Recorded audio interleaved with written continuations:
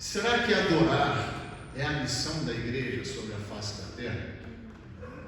Será que o louvor é a missão da igreja sobre a face da terra? O que os irmãos acham? Continuo vendo uma opção assim e uma opção assim. Na verdade, irmãos, nós temos que fazer uma distinção sobre o que é o funcionamento natural da igreja e o que é missão da igreja.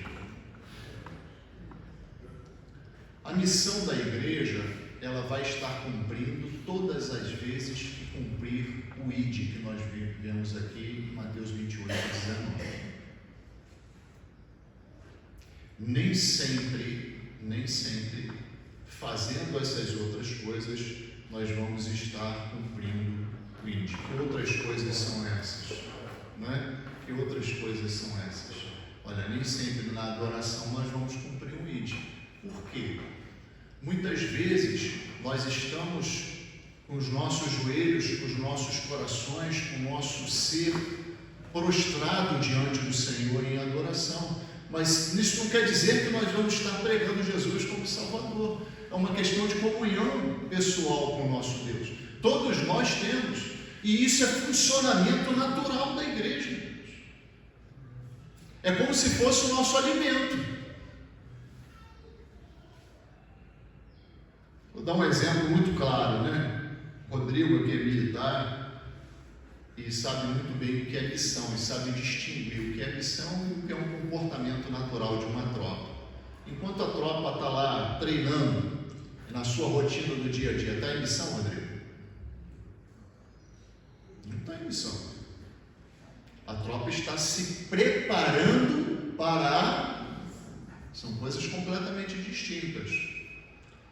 A missão virá quando vocês têm que ir a determinado país, chegar lá e combater essa guerra. Estou dando um exemplo extremo, né? Mas é isso que acontece.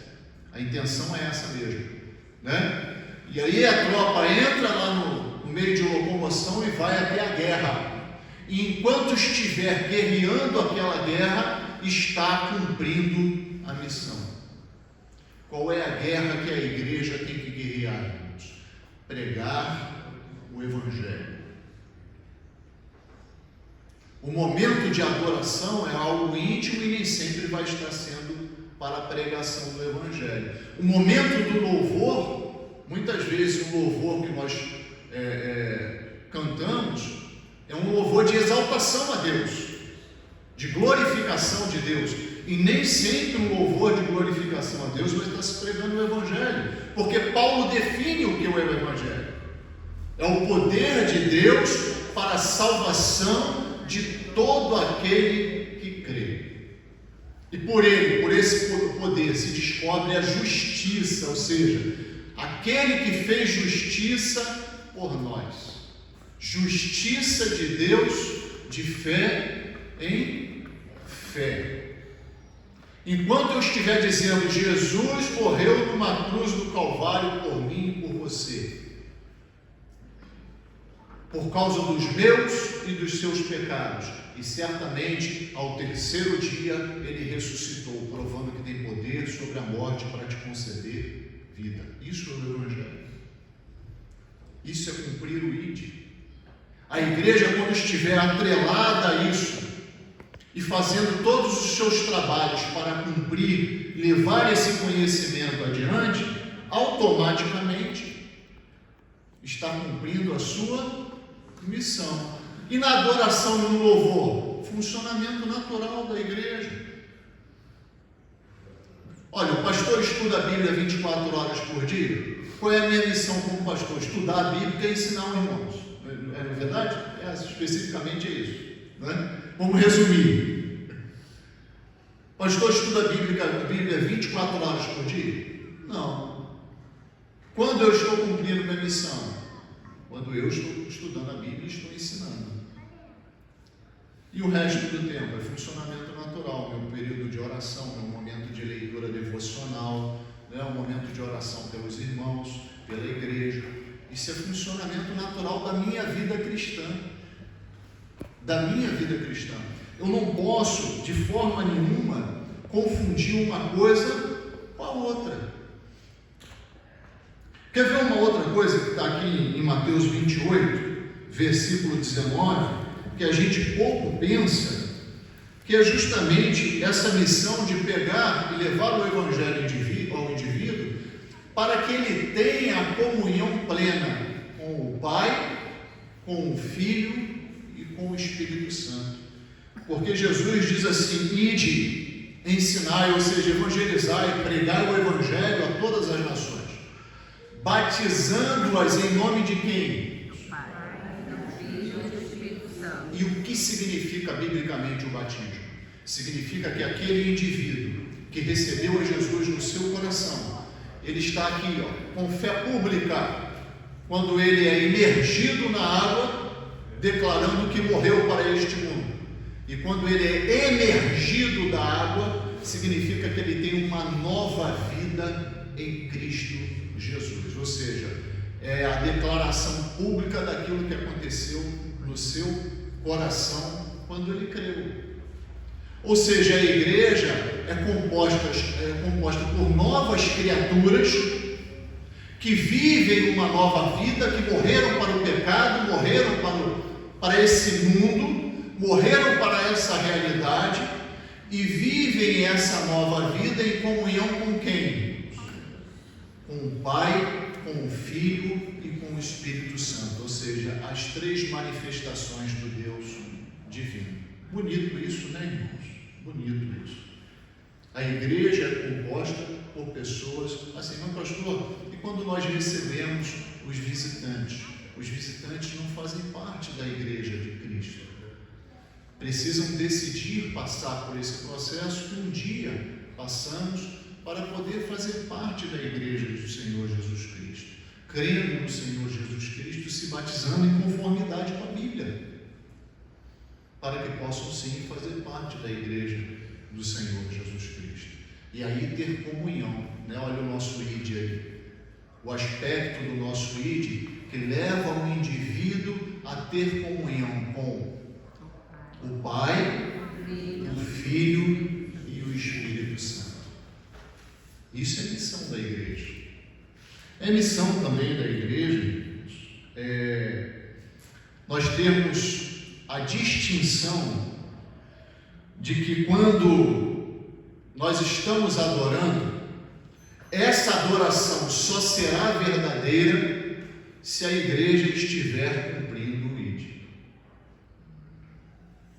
Pastor, mas só não fez a distinção, o que é o funcionamento natural da igreja e o que é cumprir a missão? Sim, o que eu estou dizendo para os irmãos é o seguinte: existe uma dependência da adoração verdadeira com a proclamação do Evangelho. Qual é a maior forma de adorar a Deus, irmãos? Já pararam para pensar nisso?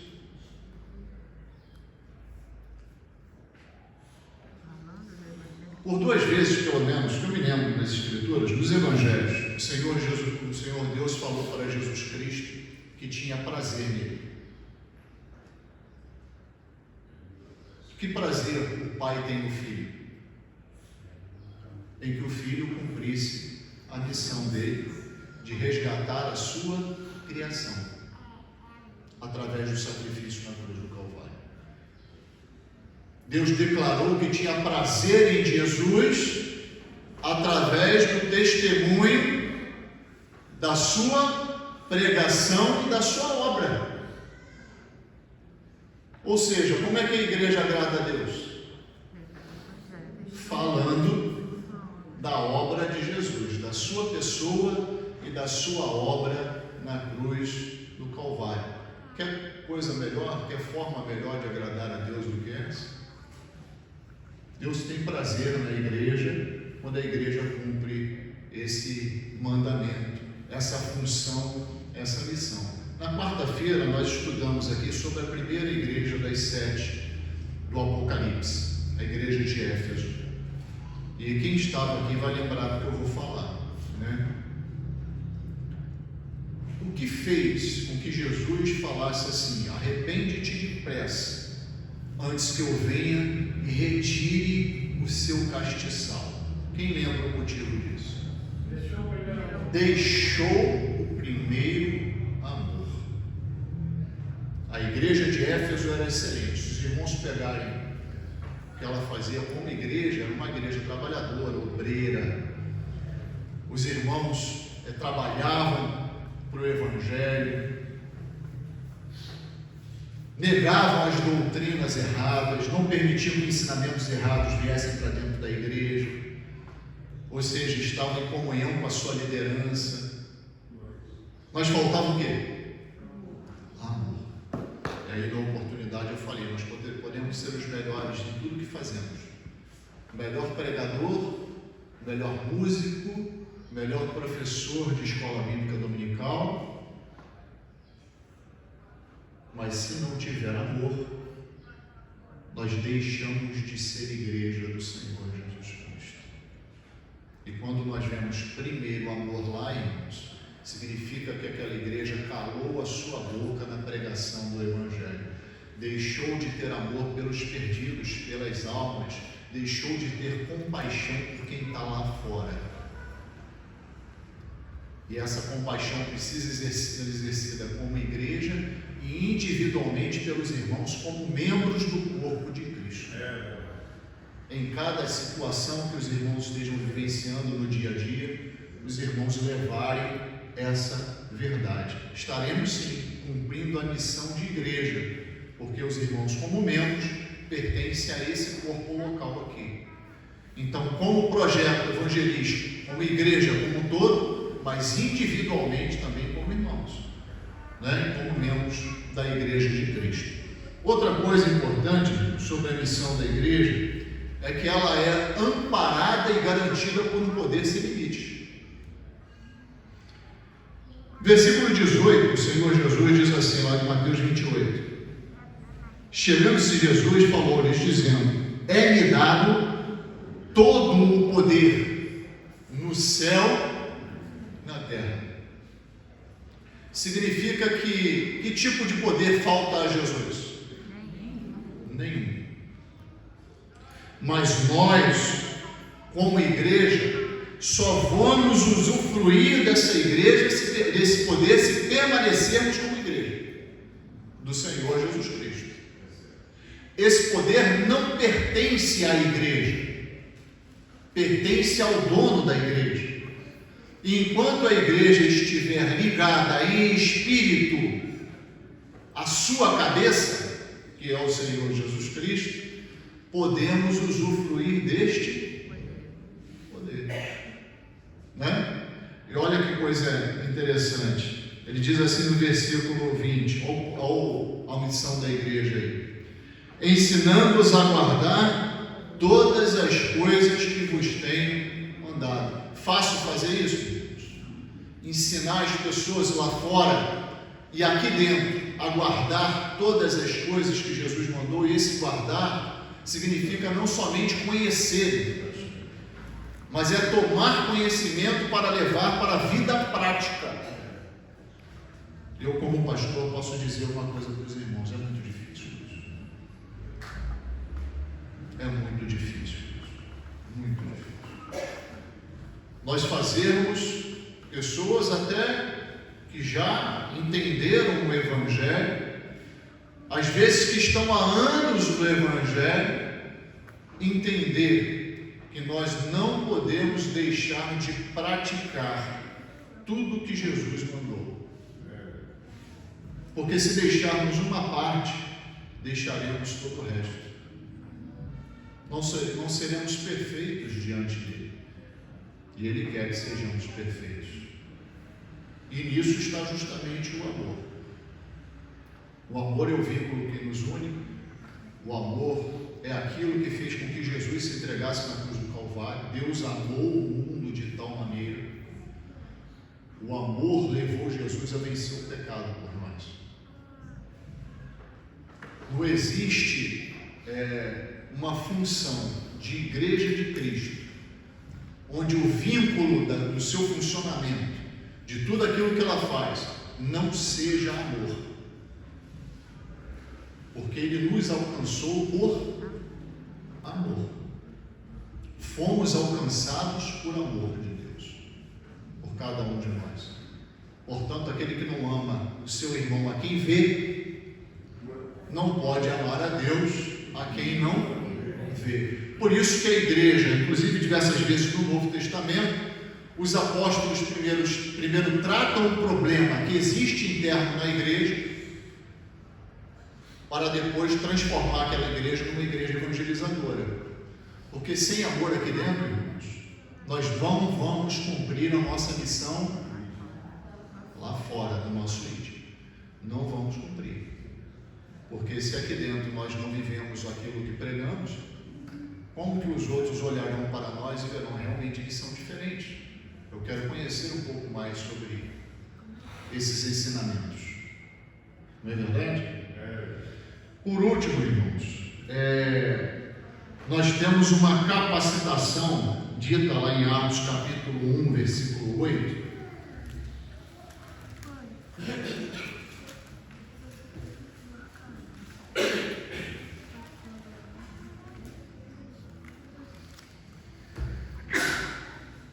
E diz assim: mas recebereis o poder do Espírito Santo, que há de vir sobre vós. E isso aconteceu no capítulo 2, logo em seguida, um derramamento do Espírito Santo sobre a igreja do Senhor Jesus Cristo.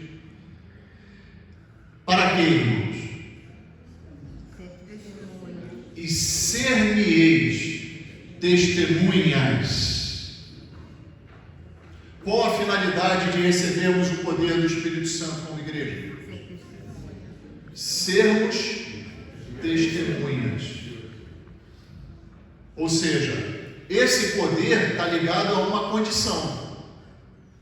Que condição é essa? Sermos testemunhas de Jesus. Testemunha não é aquela que vive, mas é aquela que fala. A vida de uma testemunha vai validar o seu testemunho. Não é isso, Tia Lélia? Como advogado, não é isso? Tem que excluir aqueles que não têm uma vida própria para testemunhar. Com a Bíblia e com o Evangelho continua sendo a mesma coisa. A minha vida vai validar o meu testemunho, mas testemunho é falar. Já viram alguma testemunha muda no tribunal? Bota lá uma testemunha muda, fala aí. Mas você tem que falar o que você viu.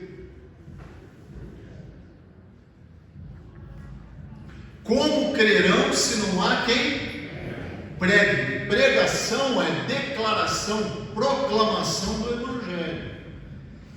Então nós, como missão da igreja, nós podemos confundir que nós vamos virar aqui um clube social, né? Satisfazendo a vontade de cada um e muito felizes aqui, e com uma vida muito boa, e achar que nós vamos estar cumprindo a missão de Cristo. Não, uma igreja que vira um clube social perdeu a sua missão. Perdeu a sua missão, porque não proclama mais o Evangelho, não é mais testemunha. Seremos igreja cumprindo missão quando usarmos do poder do Espírito Santo para sermos testemunhas de Jesus. E precisamos ou não precisamos desse poder? Sim. Aquele que prega o Evangelho no dia a dia sabe o quanto precisamos, não precisamos? Sim. As dificuldades são enormes, as investidas contrárias são enormes, o poder do inimigo que age lá fora também é enorme. Você vê o tamanho das trevas que as almas estão amaranhadas, enorme. Então nós precisamos sim do poder do Espírito Santo para sermos testemunhas da obra de Jesus sobre a cruz do Calvário. Para finalizar, irmãos, não se preocupem. A igreja tem um prazo de validade. A igreja tem um prazo de validade. Mas esse prazo de validade foi concedido pelo seu dono, que tem todo o poder. Nós não podemos parar na nossa missão, porque nós estamos dentro desse prazo de validade aí. Vai chegar um momento que a igreja vai se calar sobre a face da terra e logo em seguida seremos elevados aos céus, com todos os nossos irmãos espalhados sobre a face da terra. Mas até lá, irmãos, até a volta deste que subiu aos céus para ocupar novamente seu lugar à destra de Deus, até lá nós temos uma missão a cumprir. E isso significa que nós não podemos pestanejar.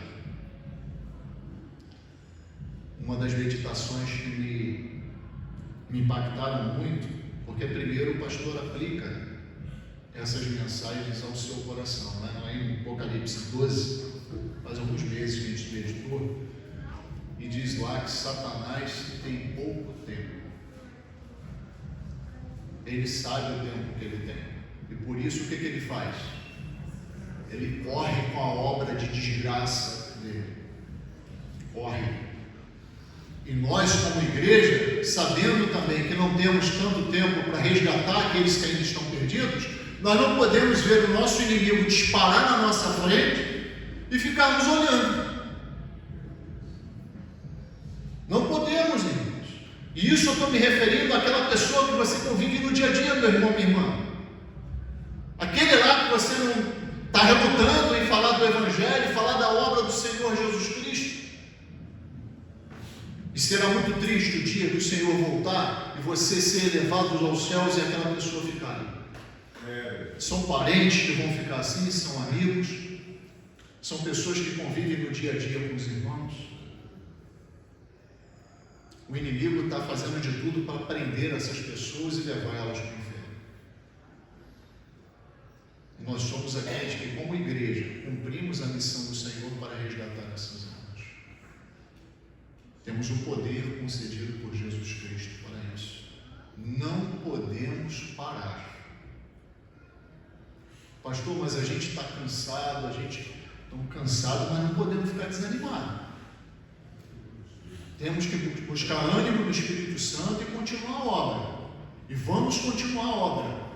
O pastor Dileuci dizia o seguinte: o cristianismo não é uma religião contemplativa. Senão ia todo mundo para um mosteiro, vão ficar vivendo num mosteiro lá, acabou. Lendo a Bíblia todo dia, orando, cantando.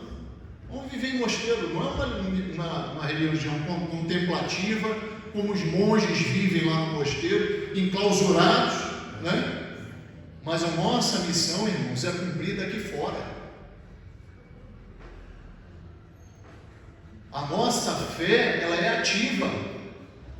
Ela não é contemplativa da gente ficar, faz parte da oração da vida cristã, sem dúvida nenhuma, mas é feita de ação. Prestem bem atenção em Atos 1, versículos 10 e 11, diz assim: e estando com os olhos fitos no céu, enquanto ele subia, eis que junto dele se puseram 2 varões vestidos de branco. Realmente é difícil a gente não pensar que nós faríamos algo diferente, né? Porque deve ter sido uma coisa maravilhosa ver Jesus ali subindo aos céus. Realmente dá vontade de ficar olhando assim, quando é que ele vai aparecer de novo, né? Eu vou ficar olhando aqui esperando, porque assim como as nuvens esconderam ele, né? Eu vou ficar esperando aqui o que vai acontecer. Aí ficaram olhando para o céu lá, os discípulos. Rapidamente Deus mandou 2 anjos aparecer aqui. Eis que junto deles se puseram 2 varões vestidos de branco, 2 anjos. Os pais lhes disseram: varões galileus, por que estás olhando para o céu? Por que estás contemplando o céu? Esse Jesus, que dentre vós foi recebido em cima do céu, há de vir, assim como para o céu o vistes ir. E como igreja, Deus, como é que nós devemos ser encontrados? Trabalhando. Essa palavra dos anjos para os discípulos, tipo assim, vocês não receberam uma missão, não? Por que vocês estão olhando aí para o céu? Vocês não ouviram o que ele falou durante 3 anos com vocês? Vocês não ouviram o que ele acabou de falar lá? Para ir por todo mundo, batizar, ensinar? Por que vocês estão olhando para o céu? Porque esse que vocês viram subir, vai voltar. E E quando ele voltar, irmãos, ele vai cobrar de cada igreja sua o cumprimento de quê? Da sua missão. Que Deus nos conceda a sabedoria para não nos desviarmos pelo caminho e cumprirmos verdadeiramente o ID do Senhor Jesus Cristo com toda a misericórdia, com toda a compaixão, com todo o amor que precisamos fazer. Nenhum trabalho desse da igreja pode ser vazio e desatrelado do Evangelho. Todo o trabalho da igreja precisa ser envolvido com a missão. E a missão é a propagação da obra do Senhor Jesus Cristo sobre a face da terra. Não podemos em nenhum momento abrir mão de cumprir essa missão. E até quando vamos cumprir, irmãos? Se os irmãos estão cansados, pensem que na realidade celestial vai haver descanso. Eu não sei o quanto de descanso também, viu? Porque vamos trabalhar lá. Eu acredito que não com o peso do pecado, né? Porque esse corpo aqui, amarrado pelo pecado ainda, né? Traz o peso das enfermidades, de uma pressão alta de vez em quando, né? De um joelho que não está muito bom, não é? De uma diabetes. Mas lá, irmãos, nós vamos continuar fazendo uma obra não mais de pregação do Evangelho, mas de serviço ao nosso Deus em perfeição. Aqui, vamos superar as nossas limitações e continuar cumprindo a missão do Senhor Jesus Cristo até o sinal do Filho do Homem aparecer nos altos céus. Amém. Amém.